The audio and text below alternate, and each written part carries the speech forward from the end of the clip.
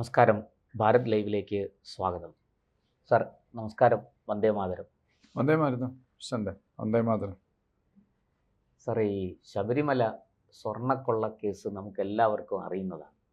അതിപ്പോൾ അന്വേഷണം ഈ സർക്കാർ മാറിയതിന് ശേഷം കുറച്ച് ഊർജ്ജസ്വലമായി എന്നൊക്കെ കേൾക്കുന്നു. അതിനിടയ്ക്കാണ് ഒരു വാർത്ത വരുന്നത്. ലോക്കൽ ഫണ്ട് ഓഡിറ്റ് റിപ്പോർട്ടിൽ പറയുന്നു ശബരിമലയിലെ ഫണ്ട്, അഷ്ടാഭിഷേകം പോലെയുള്ള കാര്യങ്ങൾക്കുള്ള ഫണ്ട് ചോർന്നിട്ടില്ല, അത് സുരക്ഷിതമാണ്, അതിനകത്തുനിന്ന് ആരും ഒന്നും കട്ടുകൊണ്ട് പോയിട്ടില്ല എന്നൊരു റിപ്പോർട്ട് വരുന്നത് പത്രങ്ങളിലൊക്കെ വാർത്തയാകുകയും ചെയ്തു. എന്താണ് സർ ഈ അഷ്ടാഭിഷേകത്തിനുള്ള ഫണ്ടുമായി ബന്ധപ്പെട്ട് നേരത്തെ എന്തെങ്കിലും ക്രമക്കേട് ഉയർന്നിട്ടുണ്ടോ? അതോ ഈ പറയുന്നത് പോലെ ശബരിമലയിൽ ഈ നടന്നുകൊണ്ടിരിക്കുന്ന ഇപ്പോഴത്തെ പുതിയ ഭരണസമിതിയാണ്, ആ ഭരണസമിതിയുടെ നേതൃത്വത്തിൽ നടന്നുകൊണ്ടിരിക്കുന്ന കാര്യങ്ങളൊക്കെ സുതാര്യമായി സത്യസന്ധമായി നടക്കുകയാണ്. ഭരണസമിതി എന്ന് പറഞ്ഞാൽ ജയകുമാർ സാറിന്റെ അതെ, പുതിയ ദേവസ്വം ദേവസ്വം ഭരണസമിതി വന്നതിന് ശേഷം കാര്യങ്ങൾ ഒരു വെടുപ്പും ചിട്ടയും ഒക്കെ ആയി അങ്ങനെ നമുക്ക് കരുതാൻ സാധിക്കില്ല. എന്താണ് സാർ ഇതിനെക്കുറിച്ചുള്ള അഭിപ്രായം? പ്രശാന്ത്, ഞാൻ ഒരു ശബ്ദം എടുത്താണ് ഇനി ഒരു ചാനൽ ചർച്ചയിലും ഈ ശബരിമലയുടെ വിഷയങ്ങൾ സംസാരിക്കാൻ പോകേണ്ട ആവശ്യമില്ല എന്ന്. എല്ലാവരും കിടന്ന് നിലവിളിച്ചു, എന്നിട്ട് എല്ലാവരും കൂടെ അതങ്ങ് ഒതുക്കി. സ്വർണ്ണക്കൊള്ളയുടെ കാര്യം എല്ലാം, സ്വർണ്ണക്കൊള്ളയും ശബരിമലയിലെ എല്ലാ കാര്യങ്ങളും അങ്ങ് ഒതുക്കി എന്ന് വേണം പറയാൻ. പിന്നെ ഞാൻ ചിലപ്പോൾ ആലോചിച്ചു പോകും, നമ്മളങ്ങനെ മിണ്ടാതിരുന്നാൽ ഇതിങ്ങനെ തുടർന്നുകൊണ്ടേയിരിക്കും. അല്ല, അതുകൊണ്ടാണ് ഇന്നലെ പ്രശാന്ത് ഡിസ്കസ് ചെയ്തപ്പം നമുക്കിത് ചെയ്യാമെന്ന് ഞാൻ വിചാരിച്ചത്. പക്ഷേ എനിക്ക് വലിയ ഹോപ്പില്ല എന്ന് പറഞ്ഞാൽ അങ്ങനെയാണ് അത്. പക്ഷേ വേറൊരു കാര്യമുണ്ട്. ഈ ഞാൻ ചിലപ്പോൾ ആലോചിച്ചു പോകും, ഈ നമ്മുടെ കേരളത്തിലെ ലോവർ ജുഡീഷ്യറി, ഇവിടെ സിസ്റ്റം പാർലമെൻ്റ്, എക്സിക്യൂട്ടീവ്, പിന്നെ ജുഡീഷ്യറി ഒക്കെ ഉണ്ടല്ലോ. ഫോർത്ത് എസ്റ്റേറ്റും ഫിഫ്ത്ത് എസ്റ്റേറ്റും ഒക്കെ അത് പിന്നെ. അപ്പോൾ ഫസ്റ്റ്, സെക്കൻഡ്, തേർഡ് ഇതൊരു വരുമൊന്നിനാണല്ലോ.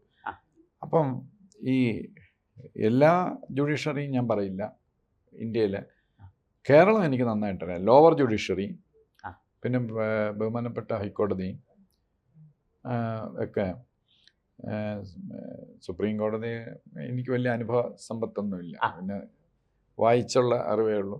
എന്നാൽ പ്രത്യേകിച്ച് ഈ ബഹുമാനപ്പെട്ട ഹൈക്കോടതി, നമ്മുടെ ലോവർ കോടതി, എസ്പെഷ്യലി ലോവർ കോടതി, ജില്ലാ കോടതി, മജിസ്ട്രേറ്റ് മുതൽ അല്ലെങ്കിൽ സിവിൽ ജഡ്ജ് മുതൽ ജില്ലാ ജഡ്ജി വരെയുള്ള ഈ ജുഡീഷ്യറിയുടെ പ്രവർത്തനം സ്തുത്യർഹമായ നിലയിലായതുകൊണ്ടാണ് ഞാൻ നക്സലൈറ്റ് ആവാത്തത്.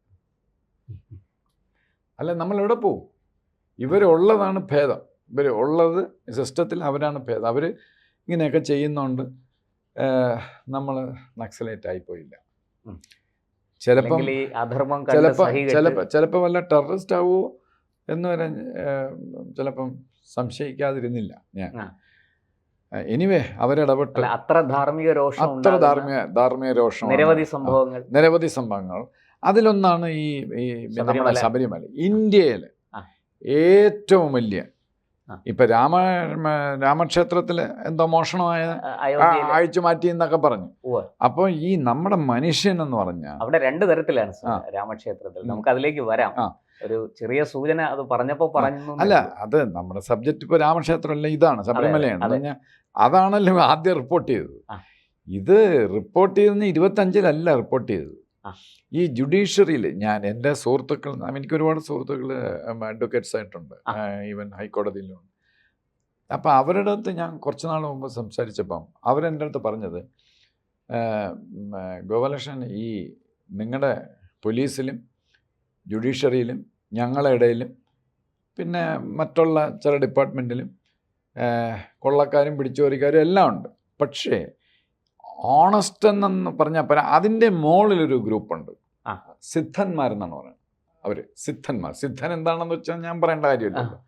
ചട്ടമ്പിസ്വാമി, ശ്രീനാരായണ ഗുരുസ്വാമി, അയ്യാ ഗുരുക്കൾ, ഇവരൊക്കെയാണ് സിദ്ധന്മാർ.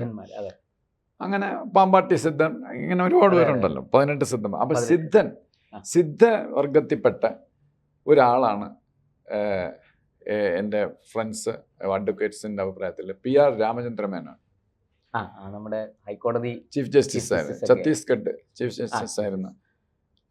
അപ്പോൾ അദ്ദേഹം ദേവസ്വം ബെഞ്ചിൽ ഉണ്ടായിരുന്നു. അപ്പം ഞാനത് വളരെ താമസിച്ചാണ് ചർച്ചയ്ക്കൊക്കെ പോയപ്പോൾ എനിക്ക് ഇതിനെപ്പറ്റി അറിഞ്ഞുകൂടായിരുന്നു. ഈ ചാനൽ ചർച്ചയിലൊക്കെ പോയപ്പോൾ ഞാനത് എടുത്തു വെച്ച് വായിച്ച്, സത്യം പറഞ്ഞാൽ ഇതിനപ്പുറം അദ്ദേഹം എങ്ങനെ എഴുതും? അദ്ദേഹത്തിന് ഇറങ്ങി അടിയുണ്ടാക്കാൻ പറ്റും. അടിയുണ്ടാക്കാൻ പറ്റും? അടിയുണ്ടാക്കാൻ പറ്റില്ല. ഇല്ല, അത് പറ്റില്ല. പോലീസാണെങ്കിൽ പോട്ടെ, എന്നാലും പറ്റൂല. അപ്പം അല്പസ്വല്പം ബലം പ്രയോഗിക്കാമെന്നേ. അത് മറ്റേത് പറ്റില്ല. അത് അദ്ദേഹത്തിൻ്റെ സ്വഭാവം അങ്ങനെയാണെന്ന് എല്ലാവരും പറയുന്നു. അപ്പം ഞാൻ ഇതിനെപ്പറ്റി എൻ്റെ ചില മാധ്യമ സുഹൃത്തുക്കളും മറ്റേ അഡ്വക്കേറ്റ് സുഹൃത്തുക്കളും റിട്ടയർ ചെയ്ത ജഡ്ജിമാരും ഒക്കെ എൻ്റെ കൂടെ പഠിച്ചവരൊക്കെ ഉണ്ടല്ലോ. അപ്പോൾ അവരുടെ അടുത്തൊക്കെ സംസാരിച്ചപ്പോൾ പറഞ്ഞു, അദ്ദേഹത്തിന് സ്വന്തം പിതാവിനെതിരായിട്ട് വരെ അദ്ദേഹം കിട്ടിയാൽ എഴുതും, കേസ് എഴുതും. അങ്ങനത്തെ ഒരു മനുഷ്യനാണ്. അപ്പോൾ അദ്ദേഹം ഈ എന്തോ റിപ്പോർട്ടാണ് ഞാൻ പറയുന്നത്, മലയാള കിടിലൻ എന്നൊക്കെ പറയില്ല, അല്ലെങ്കിൽ ഇംഗ്ലീഷിൽ ടെല്ലിങ് എന്നൊക്കെ പറയില്ല, അങ്ങനത്തെ ഒരു റിപ്പോർട്ടാണ് പിടിച്ചു ഉലയ്ക്കുന്ന അങ്ങനത്തെ ഒരു റിപ്പോർട്ടാണ് കൊടുത്തിട്ട് അദ്ദേഹത്തിന്റെ ജോലി തീർന്നു. അദ്ദേഹം പൊടിയും തട്ടി അങ്ങ് പോയി. അത്രേ ഉള്ളൂ. ശബരിമലയെ സംബന്ധിച്ച് അദ്ദേഹം ദേവസ്വം ബെഞ്ചായിരുന്നപ്പോൾ ഇതൊക്കെ ഒരു ഡിവിഷൻ ബെഞ്ചാണ്, 2 ജഡ്ജിമാരുണ്ടാവും. അതെ. അപ്പൊ അതിൽ സീനിയറാണ് അദ്ദേഹം. അപ്പം അദ്ദേഹം ഇങ്ങനെ ഒരു പലരും റിപ്പോർട്ടുകൾ കൊടുത്തിട്ടുണ്ട്. പക്ഷെ എന്നാലും ഒരു കിടിലൻ റിപ്പോർട്ട് ഞാൻ അവിടുത്തെ, അതായത് നിങ്ങൾ ആലോചിക്കണം, 2017 അദ്ദേഹം കൊടുത്തത്. നമ്മളെല്ലാം ഈ ഡിസ്കസ് ചെയ്യാൻ തുടങ്ങി 2025. അപ്പൊ 17 തൊട്ട് 25 അവിടെ പല ജഡ്ജിമാരും പലരും ഒക്കെ ഇരുന്നു ഈ ദേവസ്വം ബെഞ്ചിൽ മാത്രമല്ല ഞാൻ പറയുന്നത്. ദേവസ്വം ബെഞ്ചിൽ ഇടയ്ക്ക് അനിൽ നരേന്ദ്ര സാറ് വന്നപ്പോൾ കുറച്ച് നന്നാക്കാനൊക്കെ ഒരു ആഗ്രഹം അദ്ദേഹത്തിനുണ്ടായിരുന്നു. ഒരു ശ്രമങ്ങൾ നടത്തി. പക്ഷെ അതിനു മുമ്പ് അദ്ദേഹം ട്രാൻസ്ഫർ ആയി. ഞാൻ പറയുന്നത് അതല്ല, ശബരിമലയിൽ ഇപ്പൊ ജയകൃഷ്ണൻ ഒഴിച്ച് നേരത്തെ ഇരുന്ന ജഡ്ജിമാർ, ശബരിമലയിൽ ഒരു ജഡ്ജി ഉണ്ടല്ലോ, സ്പെഷ്യൽ കമ്മീഷണർ ഉണ്ടല്ലോ, ഹൈക്കോടതി നിയോഗിച്ചിട്ട്. അപ്പൊ അവര് ഈ രാമചന്ദ്ര മേനോൻ സാറിന്റെ റിപ്പോർട്ട് ഇവർ വായിച്ചാണ്. അപ്പൊ അതും എല്ലാം വായിച്ച് ഈ കൊള്ളയ്ക്കും എല്ലാം ഇവര് കൂട്ടുനിന്നു, ഈ ജയകൃഷ്ണൻ ജഡ്ജി വരുന്നതിന് മുമ്പ്. അതാണ് അതിനകത്ത് നടപടി എടുത്തില്ല. എന്ത് നടപടി എടുത്താൽ നമ്മൾ അറിയില്ലേ, ജനം അറിയില്ലേ. ഇതെന്താ രഹസ്യമാണ്. ഇന്ത്യ പാകിസ്ഥാൻ യുദ്ധത്തിന്റെ സിന്ദൂർ 1 കാര്യങ്ങൾ രഹസ്യമായിട്ട് നമ്മൾ സൂക്ഷിക്കുന്ന പോലെ അതുപോലത്തെ ഇത് നമ്മളെ പൈസയാണ്. അവിടെ എന്ത് നടന്നാലും ഇത് നമ്മളെ ഭക്തരുടെ പൈസയാണ്. തീർച്ചയായിട്ടും. അപ്പൊ അതിനകത്ത് കിടിലൻ റിപ്പോർട്ടാണ്. അതൊന്നും ചെയ്യാതെ ദേവസ്വം ബെഞ്ച് രൂപീകരിച്ചു അദ്ദേഹത്തിന്റെ റെക്കമെൻഡേഷൻ പ്രകാരം. പക്ഷേ ഓൾഡ് വൈൻ ഇൻ ന്യൂ ബോട്ടിൽ, അതായത് പഴയ കുറ്റികളെല്ലാം അവിടെ ഉണ്ട്. പുതിയ ചില രൂപവും ഭാവവും അത്രയുള്ള പഴയ പരിപാടികൾ. അപ്പൊ ഞാൻ ഇത് കൂലങ്കഷമായിട്ട് ഞാൻ ഇതിനെപ്പറ്റി അന്വേഷിക്കുന്നുണ്ടായിരുന്നു, ഇത് എന്താ അവിടെ നടക്കുന്നത്. അപ്പോൾ എൻ്റെ അടുത്ത ഒരാൾ വളരെ വിവരമുള്ള ശബരിമല സ്റ്റാഫാണ്, ദേവസ്വം സ്റ്റാഫ്. അദ്ദേഹം നേരത്തെ ഉണ്ടായിരുന്ന ആളാണ്, ഒരുപാട് കേസിനൊക്കെ പോയ ആളാണ്. വേറെ ഒന്നുമല്ല, രാധാകൃഷ്ണൻ. അദ്ദേഹം അവിടെ ഡെപ്യൂട്ടി കമ്മീഷണറായിട്ട് റിട്ടയർ ചെയ്തതാണ്. അദ്ദേഹം ഈ ശബരിമലയ്ക്ക് വേണ്ടി 3-4 കേസും എടുത്തിട്ടുണ്ട്. അതൊക്കെ പെൻഡിങ് ആണ്, എടുപ്പിച്ചിട്ടുണ്ട്, OP അത് ഇതൊക്കെ പോയിട്ട്. അപ്പം ഞാൻ അറിഞ്ഞത് ഒന്നുമേ മാറിയിട്ടില്ല സാറേ, പഴയ ആളുകളെല്ലാം അവിടെയുണ്ട്. ചിലപ്പം റിട്ടയർ ചെയ്ത് പോയി, ചിലർ പ്രതികളായി, പക്ഷേ പുതിയ ഫോമിൽ പഴയ പരിപാടികൾ തന്നെ ഇപ്പോഴും നടക്കുന്നു. ചില മാറ്റങ്ങളൊക്കെ അവിടെ ഇവിടെ ഉണ്ടായി, പക്ഷേ നടപടിക്രമങ്ങളിൽ ഒരു നടപടിയല്ല, റവന്യൂ ചോർച്ച. നമുക്കധികം ഇതുപോലുള്ള കാര്യങ്ങൾ ഡിസ്കസ് ചെയ്യാനുള്ള സമയം നമുക്കില്ല. അപ്പം ചുരുക്കത്തിൽ പറയാം, these types of corruption and maladministration, മലയാളത്തിലാക്കേണ്ട കാര്യമില്ല, കേൾക്കുന്നവർക്ക് മനസ്സിലാവും, come under the broad protective umbrella of Indian constitution article 25 and 26. The violation of the most relevant to Sabarimala scandal is of ഈ പറയുന്ന കാര്യങ്ങളൊക്കെ, മാൽ അഡ്മിനിസ്ട്രേഷൻ, മറ്റേത് വെൽത്ത് അഴിച്ചു മാറ്റുക, ഇതെല്ലാം article 25, 26, article 26D Indian constitution.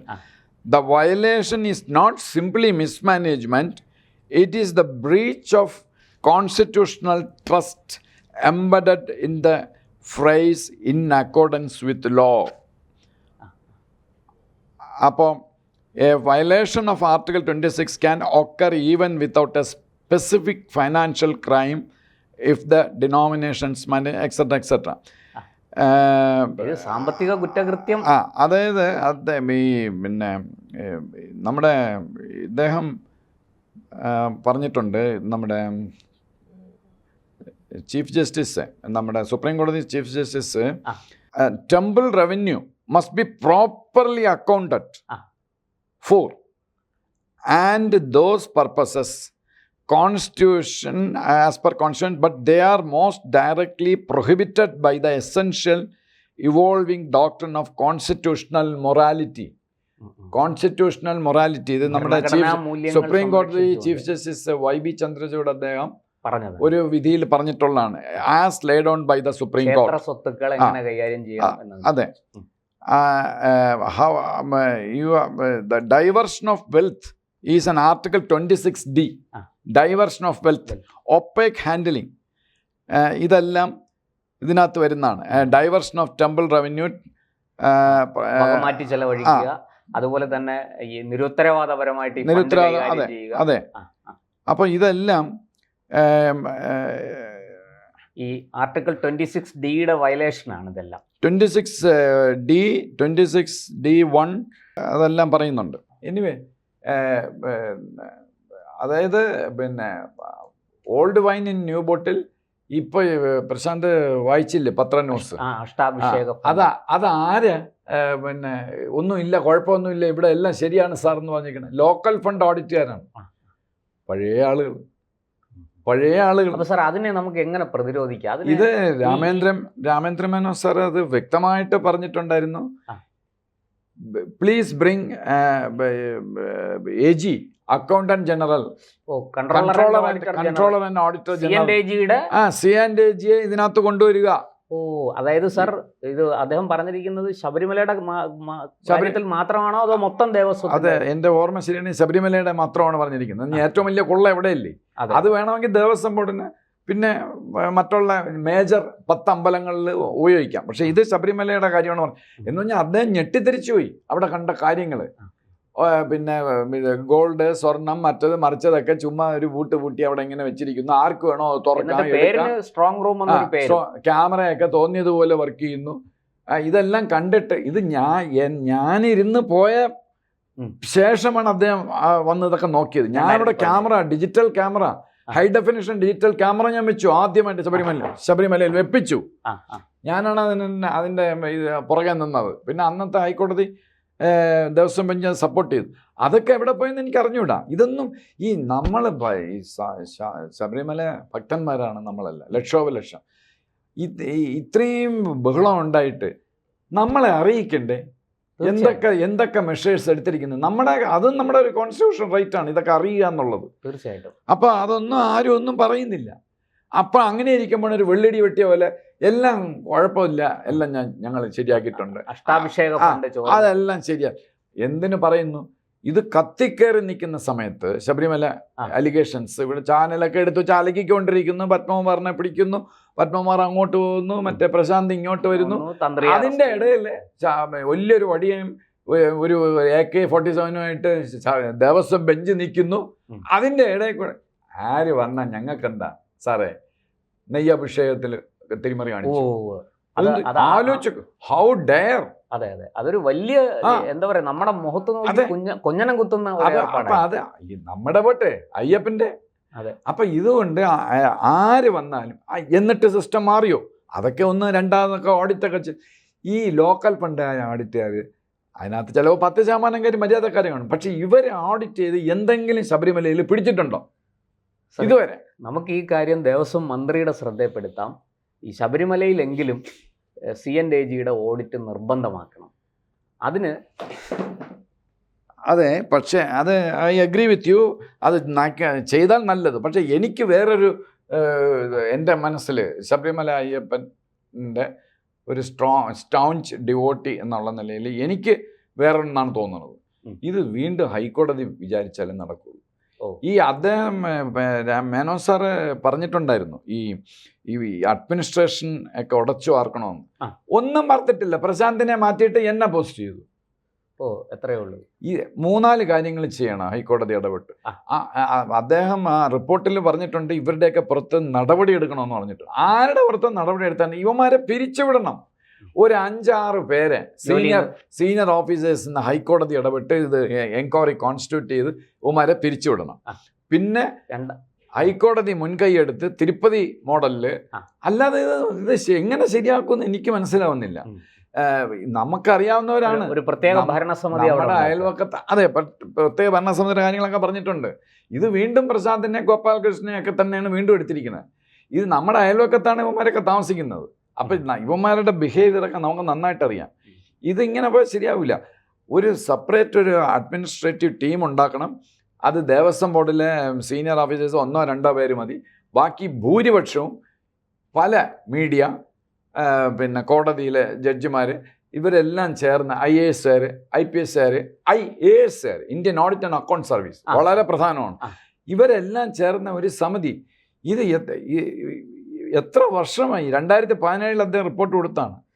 ശരിക്കും കൃത്യമായിട്ട് ദേവസ്വം മന്ത്രി നടപ്പാക്കിയാൽ ശബരിമല രക്ഷപ്പെടും. ദേവസ്വം മന്ത്രിക്ക് മാത്രം അത് നടപ്പിലാക്കാൻ വലിയ ബുദ്ധിമുട്ടായിരിക്കും. അദ്ദേഹത്തിന് വില്ലുണ്ടെങ്കിലും ഹൈക്കോടതി ഇടപെടണം. ഹൈക്കോടതിയും ഈ പൊളിറ്റീഷ്യൻ, പിന്നെ അദ്ദേഹം വേറൊരു കാര്യമാണ് പറഞ്ഞിട്ടുണ്ട്, പൊളിറ്റീഷ്യൻസിനെ ഇതിനകത്ത് കയറ്റരുതെന്ന്. അത് അദ്ദേഹം പറഞ്ഞതല്ല, മേനോസാറ് പറഞ്ഞതല്ല, ദേവസ്വം ആക്ടിൽ ഉണ്ട് പൊളിറ്റീഷ്യൻസ് ഇതിനകത്ത് വരാൻ പാടില്ല എന്ന്. ഇത് എവിടെ കൂടെയാണ് ഓടുപൊത്ത് ആണ് ഈ പൊളിറ്റീഷ്യൻസ് ഇറങ്ങിയാൽ വീണ്ടും അവിടെ INTUC പോറ്റിയും CITU പോലീസും പിന്നെ BMS പോറ്റിയും ഉണ്ടല്ലോ. അത് അവരിങ്ങനെ റിമോട്ട് കൺട്രോൾ ചെയ്തുകൊണ്ടിരിക്കും. ഇത് പിന്നെ പരിപൂർണ രാഷ്ട്രീയ വിമുക്തമാക്കണം. അതിനിങ്ങനെയാണ് ചെയ്യേണ്ടത്. ഇപ്പൊ തിരുപ്പതിയിൽ എനിക്ക് തോന്നുന്നില്ല രാഷ്ട്രീയക്കാരനുണ്ടെന്ന്. ഇല്ല, ഒരു മീഡിയ മൊഗളാ മറ്റാണ് എൻ്റെ ഹെഡ്, എൻ്റെ ഓർമ്മ ശരിയാണെങ്കിൽ. ഞാൻ അടുത്ത ആളത് ചെക്ക് ചെയ്തു. ഒരു പ്രത്യേക ഭരണസമിതിയാണ് കാര്യങ്ങൾ. അപ്പൊ ഈ ഇടയ്ക്ക് അത് മറ്റേ ലഡുവിൽ മറ്റേ ഇത് ചേർത്തതോ, അതൊക്കെ വളരെ കുഞ്ഞു കാര്യങ്ങളാണ്. പക്ഷെ അവിടുത്തെ ചോർച്ച അവർ തടഞ്ഞിട്ടുണ്ട്. വലിയ കൊള്ളകൾ ചന്ദ്രബാബു നായിഡു അവരെല്ലാം അവരെ പറ്റിയൊക്കെ ഒരുപാട് കറപ്ഷൻ അലിഗേഷൻസ് മറ്റുള്ള ഫീൽഡിലുണ്ട്. പക്ഷെ അവർ ഈ അമ്പലത്തിൽ ദേവന്റെ അവര് മോഷ്ടിക്കില്ല. തമിഴ്നാട്ടിലുണ്ട്, പക്ഷെ ഇവര് തിരുപ്പതിയിൽ ഒരു ബെറ്റർ അഡ്മിനിസ്ട്രേഷനാണ്. അപ്പൊ ഇത് ഇങ്ങനെ പോയാൽ ശരിയാവില്ല. ഇതിനി നമ്മൾ ആരത്ത് പറയണം? സാർ, ഹൈക്കോടതിയുടെ കണ്ണ് തുറക്കട്ടെ. അല്ലാതെ പിന്നെ എന്ത് ചെയ്യാനാണ്? കഷ്ടാൽ ഇത്രയും നമ്മൾ 2 വർഷം നമ്മൾ ഇതൊക്കെ ഡിസ്കസ് ചെയ്തിട്ടും പിന്നെ ആരും ഒന്നും ചെയ്യുന്നില്ല. അതായത് ഹൈക്കോടതിയും ദേവസ്വം ബെഞ്ചും ചേർന്ന് ഈ കാര്യത്തിൽ ഒരു സത്യസന്ധമായ അല്ല, എനിക്ക് പ്രശാന്ത, എനിക്കൊരു വിനീതമായ അപേക്ഷ, ചീഫ് ജസ്റ്റിസ് അദ്ദേഹം ഇതിനകത്ത് ഇടപെടണമെന്നാണ്. തീർച്ചയായിട്ടും അദ്ദേഹത്തിന്റെ അടുത്ത് നമുക്ക് വേറെ മാർഗമില്ല. അല്ല, നമുക്കിത് അദ്ദേഹത്തിന്റെ മുമ്പിൽ എത്തിക്കാം. പ്രേക്ഷകരിലൂടെ തീർച്ചയായിട്ടും ഇത് പ്രേക്ഷകരിലൂടെ ഹൈക്കോടതിയിൽ എത്തട്ടെ, ദേവസ്വം മന്ത്രിയുടെ മുന്നിൽ അർജന്റായിട്ട് സർക്കാരിന്റെ മുന്നിൽ ശബരിമല ഇടും. പിന്നെ അദ്ദേഹം ഇപ്പൊ ശരിയാക്കാന്ന് പറഞ്ഞ് പോയ ആളാണ് നമ്മുടെ ഇപ്പോഴത്തെ പ്രസിഡന്റ്. 95 കോടിയാണ് അദ്ദേഹം യുസർപ്പ് ചെയ്തത്. 95 കോടി, 40 കോടി ഗവൺമെന്റ് ഓഫ് ഇന്ത്യയുടെ, 25 കോടി സ്റ്റേറ്റ് ഗവൺമെന്റിന്റെ, പിന്നെ ദേവസ്വം, ഇതെല്ലാം കൂടെ 95 കോടിയാണ്. അവിടെ സീവേജ് ട്രീറ്റ്മെന്റ് പ്ലാന്റ് തടയണ, ബെയിലി പാലം 3 കോടിയാണ് ഇന്ത്യൻ ആർമിക്ക് കൊടുത്തത്. എല്ലാം നശിപ്പിച്ചു കളഞ്ഞ്. എന്നിട്ട് അത് എവിടെ പോയി? വെള്ളത്തിൽ വരച്ച വരകൾ പോലെ. അതിൻ്റെ പ്രധാന ഉത്തരവാദിത്വം മാത്രമല്ല ഈ മേനോ സാറാണോ സിരിജഗൻ സാറാണോ വന്നിട്ട് അവരുടെ പ്രവർത്തന ഫലമായിട്ടാണ് 2007 തൊട്ട് 2017 വരെ ജയകുമാർ സാർ അവിടെ ഉണ്ടായിരുന്നു. എന്തൊക്കെയോ മറിച്ചെന്നാണ് പറഞ്ഞത്. ഒന്നുമെങ്കിലും മറിച്ചില്ല. അങ്ങനെ പറഞ്ഞു വിട്ട്, നിങ്ങളെ പണി ഇഷ്ടപ്പെട്ടു പക്ഷെ നിങ്ങളെ വേണ്ട എന്നുള്ള ഇതിൽ അദ്ദേഹം പോയി. ഇപ്പം കാണാൻ ബാക്ക് ഡോർ വഴി വീണ്ടും തിരിച്ചു വന്നിരിക്കുന്നു. ഇത് എന്തെന്ന് ഇവിടെ നടക്കുന്നത്? സുപ്രീം കോടതിയിൽ പോയി അവരൊരു കമ്മിറ്റി വെച്ചു. അവരും പറഞ്ഞു ഇതെല്ലാം നടന്നിട്ട് എൻഡോഴ്സ് ചെയ്തു. ഹൈക്കോടതി നടത്തിയ അന്വേഷണങ്ങളെ റിപ്പോർട്ടിനെ എല്ലാം അത് എൻഡോഴ്സ് ചെയ്തു. പക്ഷേ ഇതൊന്നും ഇപ്പം ഞാനാണ് അന്ന് അല്ലെങ്കിൽ നമ്മൾ രണ്ടുപേരാണ് പ്രശാന്ത് അന്നത്തെ ഈ സമയത്ത് 2007 തൊട്ട് 2017 വരെ ഉണ്ടായിരുന്നെന്ന് വെച്ചോളൂ. എന്നിട്ട് ഞാൻ വീണ്ടും അപ്ലൈ ചെയ്യണം. അവിടെ എടുക്കൂ, ഒരു സെൻസിബിൾ ആയിട്ടുള്ള അതോറിറ്റീസ് എടുക്കുമോ? മറ്റേ അത് പ്രശാന്തിൻ്റെ പേരും ഗോപാലകൃഷ്ണൻ്റെ പേരും അതിനകത്തില്ല. നമ്മളടങ്ങുന്ന ടീം, ഈ സ്പെഷ്യൽ ടീം ഇതിന് 95 കോടി രൂപ സ്ക്വാൻഡർ ചെയ്തെന്നാണ് അതിനകത്തുള്ള വേർഡ്. സ്ക്വാൻഡേഡ്. സുപ്രീം കോടതി നിയോഗിച്ച കമ്മിറ്റി.